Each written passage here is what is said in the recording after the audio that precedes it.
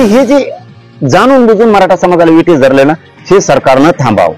या सरकारकडे आमच्या मागण्या आहेत, या 8-9 ज्या मागण्या आहेत त्या सगळ्या मागण्या सरकारनं तातडीनं मंजूर कराव्या आणि जे मराठा आरक्षणासाठी बलिदान गेले त्या बांधवांचे आणखीनही काही जणांचे निधी दिलेले नाहीयेत आणि त्यांना सरकारी नोकरी देण्याचं कबूल केलेलं एकाचीही दिलेली नाही। तोही तातडीनं सरकारनं निर्णय करावा ही सरकारला आमची आंतरवालीतून विनंती आहे। मराठा समाजाच्या वतीनं तसं आम्ही अधिकृत निवेदनही पुन्हा एकदा देणार आहे, पुन्हा एकदा आम्ही सरकारला देणार आहे। यापूर्वी दिलेलं आहे कारण तेच सरकार होतं, त्यामुळे मागण्या माहीत असण्याचं नसण्याचं काही कारणच नाही, कारण चर्चा त्याच्यावर पूर्ण झडलेल्या आहेत। आतापर्यंत जेवढ्या काय सरकारवर बरोबर चर्चा झडल्यात त्या सगळ्याच्या सगळ्या याच मागण्यावर, तरी पण आम्ही पुन्हा एकदा सरकारला निवेदन देऊन त्यांना आमच्या अधिकृत मागण्या पुन्हा एकदा देणार आहेत। आणि जे स्थगित केलेलं आपण उपोषण आहे, आंतरवालीतलं स्थगित केलेलं उपोषण पुन्हा एकदा 25 जानेवारी 2025 आम्ही पुन्हा एकदा स्थगित केलेलं आमरण उपोषण आंतरवालीत करतोय। कारण 26 जानेवारीला पूर्ण 1 वर्ष आमच्या मराठा समाजाची फसवणूक केलेली 1 वर्ष पूर्ण होते सगळेश्वरीच्या अंमलबजावणीच्या बाबत आणि 8-9 मागण्याच्या बाबत।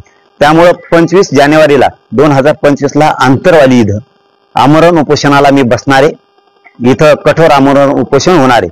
मराठा समाजाला आणि सरकारलाही माझी विनंती आहे, 25 जानेवारीच्या आत तशा तर सगळ्या मागण्या तुम्ही अधिवेशनातच पूर्ण करा, पण 25 जानेवारीच्या आत 25 जानेवारीच्या आत 2025 याच्या आत सगळ्या मागण्याची अंमलबजावणी करा।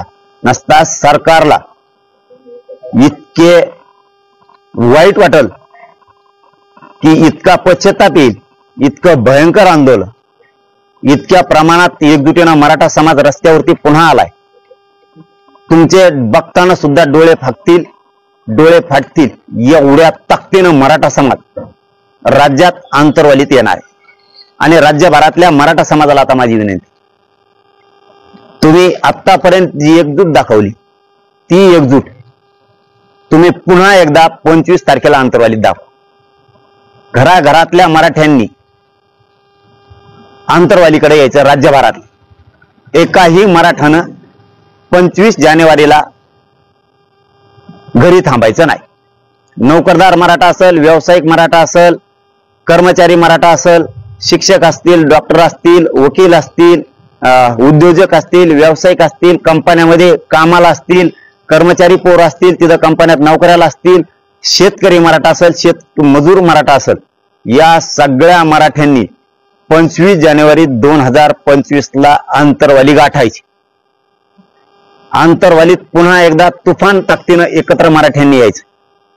सरकारकडून आपल्याला आपल्या लेकरासाठी आरक्षण मिळवायचंय, कारण भरत्या आहेत, ऍडमिशन आहेत, पोरांचे हाल व्हायला नको। कारण तुम्ही ज्या एकजुटी आतापर्यंत दाखवल्यात या एकजुटीला मराठ्यांच्या या जगात तोड नव्हता, इतक्या ताकदीनं आपण एकत्र आला होता। एकदा पुन्हा हात जोडून विनंती, एकदा पुन्हा शक्ती दाखवा। 25 जानेवारीला सगळ्यांनी आंतरवालीत यायचं। ज्याला उपोषणला बसायचं ते बसा, कोणाला बंधन असणार नाहीये। ज्याला नाही बसायचं ते बसू नका, पण आंतरवाली ही 25 जानेवारी आता डोक्यात फिट करा। स्वतः सगळ्यांना मोबाईल चालवायचा आहे, सोशल मीडिया चालवायची, स्वतः पोस्ट करायला सुरू करायचं। 25 जानेवारी चलो आंतरवाली, इतकी ताकद दाखवा तुम्ही जे आतापर्यंत ताकद दाखवली।